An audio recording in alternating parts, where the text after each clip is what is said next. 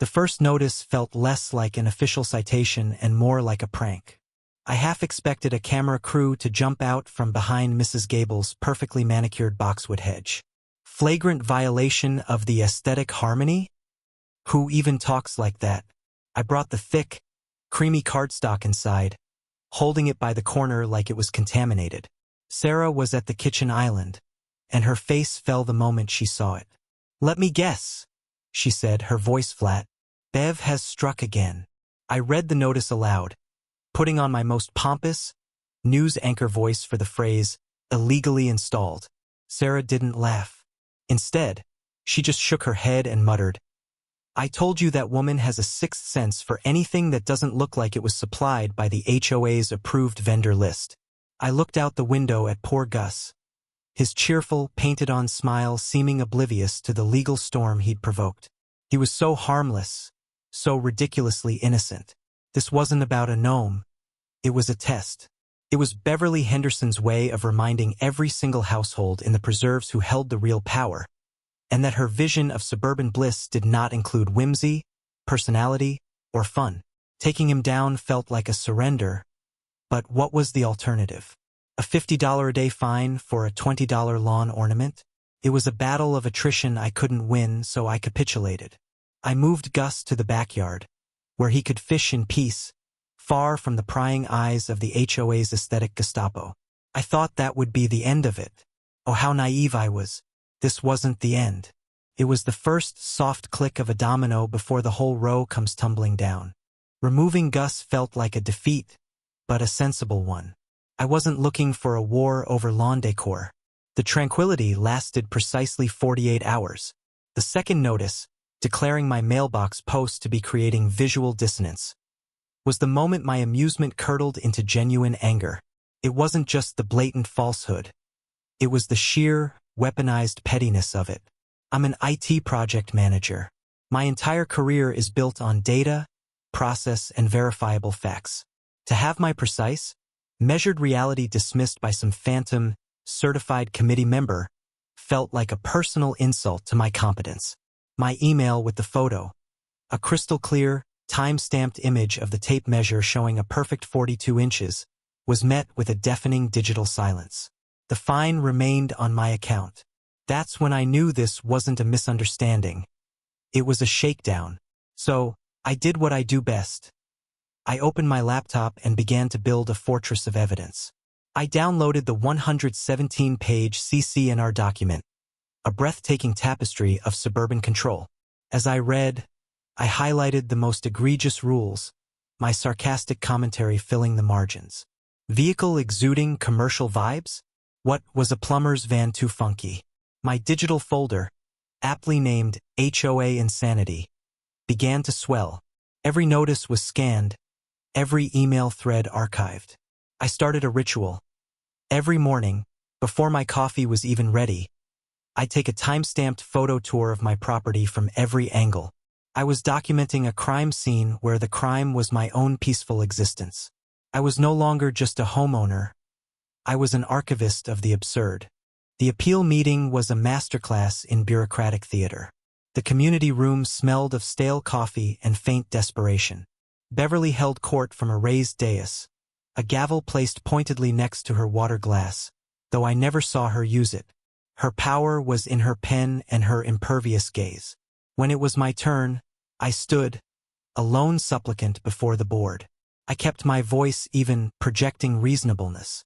Regarding violation 18.3, I began, holding up my printed photo. As you can see, my mailbox post is exactly 42 inches.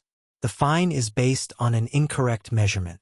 Beverly peered over her glasses, not at the evidence, but at me. "Mr. Alessi," she sighed, as if explaining something to a particularly slow child. "The measurement was taken by a certified committee member. We must trust the process and the volunteers who dedicate their time to upholding our standards." The other board members, a chorus of nodding heads, murmured their agreement. It was then I realized the truth. Facts were irrelevant. This wasn't about the rules, it was about compliance. It was about the performance of power. I tried to argue the aggressive shadow violation, but was cut off with a sharp, "The board has already ruled." As I sat down, defeated and seething, a new notice was slid toward me by a stern-looking woman with a clipboard. It was for my fall wreath. The orange berries, apparently, clashed with the approved autumn palette. I looked at it in disbelief. They were fining me for a color. Sitting there, clutching the paper, I felt a shift inside me. The annoyance hardened into a cold, focused resolve. If they wanted to play this game, I would learn to play it better than they ever could. The silence after the meeting was deafening, but it was in that quiet that my plan crystallized. They had the gavel and the rulebook, but I had a brain and a broadband connection. Operation Karen was officially a go. My IT background kicked into high gear. This was just another system to analyze, another set of permissions to exploit. I started my reconnaissance with Google Earth, zooming in on Beverly's property like a satellite spy. And there it was, clear as day. A large prefab shed nestled suspiciously close to her back fence. A quick cross-reference with the county's public parcel viewer showed no permit for such a structure. But digital evidence wasn't enough. I needed ground truth. My dog, Barley, suddenly found himself on the most bizarrely scheduled walks of his life. At 6 a.m., as the sun cast long shadows, we'd stroll past Beverly's house.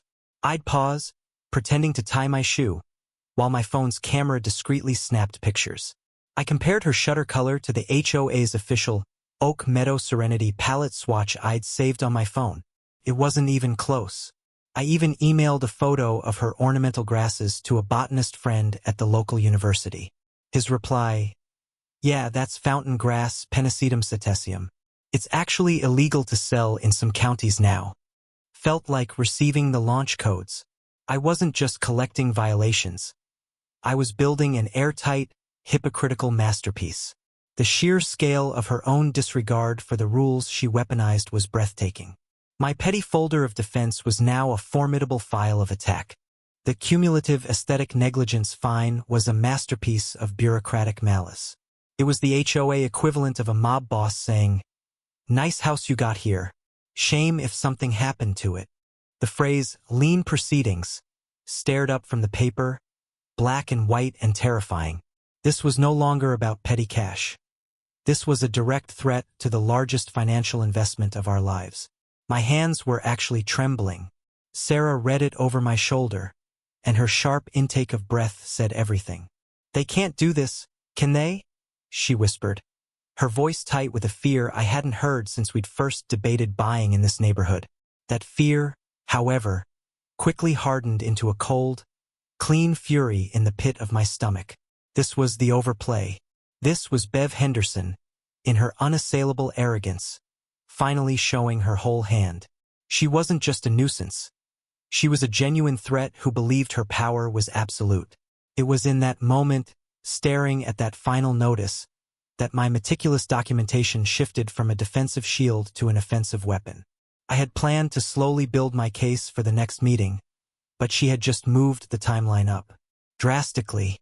The planned weekend at the lake cabin with my old friend Mark was no longer just an escape. It was a strategic retreat. I needed to think, to plan my final move away from the oppressive beige of the preserves. And having a conversation with the state attorney general about the limits of HOA power suddenly seemed less like casual catching up and more like essential reconnaissance. The war was no longer cold. The crunch of gravel under tires was so alien out here it immediately put me on edge. I peered through the cabin's dusty screen door and felt my blood run cold. It was her. The white Lexus had navigated the pothole drive like a queen visiting the provinces. I had a surreal, panicked thought. Did she attach a GPS tracker to my car? There was no time to react before her signature knock. Less a request for entry, more an announcement of arrival, echoed through the room. The door swung open and she strode in, a vision of suburban authority trespassing in my sanctuary. "Mr. Alessi, I know you're in here. We have urgent community business to—" She stopped mid-sentence, her eyes doing a rapid, disapproving inventory of the exposed wood beams and the faint smell of pine. Then her gaze landed on Mark. He was leaning against the stone fireplace, holding a bag of potato chips, the picture of casual relaxation. Beverly's demeanor shifted instantly. The outrage was replaced by a syrupy, condescending sweetness. "Oh, I'm so sorry to interrupt your gathering," she purred, her eyes flicking between us, no doubt constructing a scandalous narrative. She launched into her rehearsed speech about the lien, the shame, the risk to our equity, all while giving Mark a once-over that sized him up as just another schlub in a t-shirt. Mark, ever unflappable, just extended his hand. "Mark Jenkinson. Nice to meet you, Beverly." The name clearly meant nothing to her. Emboldened by his plain appearance, she included him in her lecture, hoping for an ally. "Well, Mark, I hope you're not also a victim of this one's flagrant disregard." That's when I saw it, the subtle shift in Mark's eyes. The friendly glint was replaced by the cool, analytical focus of a prosecutor. He let her finish before he dismantled her entire world with a quiet question about the Davis-Sterling Act. Her confused, arrogant "the what?" was the sound of the trap snapping shut. The air in the community room was electric, thick with a tension you could taste. It was standing room only. News of the showdown had spread through the neighborhood like wildfire. Beverly sat at the dais, but the usual imperious set of her jaw was gone. She looked pale, clutching her gavel like a life preserver. When I stood during the open forum, a hush fell. I didn't shout. I was calm, projecting a cool, methodical authority that seemed to unnerve her more than any anger could have. "Fellow homeowners," I began, my voice steady. "We've been told that strict, uniform enforcement is the price of our property values. Tonight, we'll test the uniformity of that enforcement." I clicked the remote. The massive image of Beverly's shed, with its clear proximity to the property line, filled the screen. A wave of murmurs rolled through the crowd. "CCNR 23.1, I stated flatly. Click. The side-by-side of her shutters and the approved taupe. "CCR 31.4. Click. The close-up of the invasive grasses, with the botanist's damning quote displayed beneath. "CCR 55.9. A species that's actually illegal to sell in our state." I turned to face her directly. "You levied a $2,500 fine and threatened a lien on my home over a garden gnome, while your own property is a monument to the rules you weaponize against us." The room erupted. It wasn't just noise. It was a dam breaking. Mr. Gable stood and shouted about his unauthorized flagpole. A young mother yelled about a fine for her daughter's pink bicycle on the lawn. The chorus of grievances became a roar. That's when Mrs. Gable, the retired lawyer, stood, and with a voice that cut through the chaos, cited the bylaws for a vote of no confidence. The AYE, that thundered back, wasn't just a vote. It was a liberation. The aftermath was a beautiful, bureaucratic purge. Beverly's resignation was accepted with a swiftness that bordered on indecent. The new board, which I was strong-armed into joining as the vice president of Common Sense, became a reform committee. Our first meeting was a cathartic shredding of the old regime. We didn't just void my fines. We discovered a pattern of predatory enforcement that had lined the HOA's coffers with thousands of dollars from other intimidated residents. Refunds were issued, accompanied by apology letters that I made sure were printed on slightly less impressive cardstock. The neighborhood itself seemed to physically relax. Lawns, while still neat, now sported a healthy, slightly longer than 3 inches look. A splash of a daring magenta appeared in a flower bed down the street. Most gloriously, a small fleet of children's bicycles now lay triumphantly on driveways after 7 p.m., their defiant, joyful presence a middle finger to the old tyranny. Gus the gnome sits on my porch now, not just as a decoration, but as a monument.